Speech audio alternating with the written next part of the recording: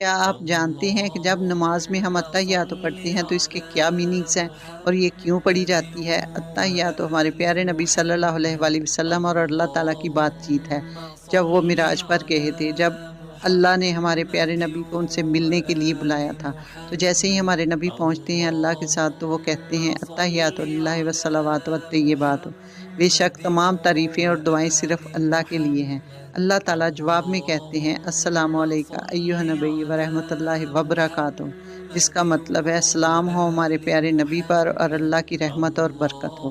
تو پھر جواب میں ہمارے پیارے نبی کہتے ہیں السلام علینا وعلی عباد اللہ الصالحین، اور ہم پر اور اللہ کے نیک بندوں پر۔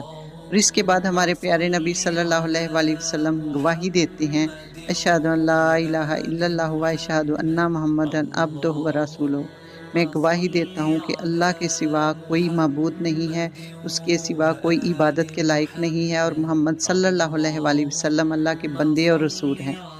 صدقہ جاریہ کی نیت سے اس ویڈیو کو ایک دفعہ لازمی شیئر کیجیے گا۔ جزاک اللہ خیر۔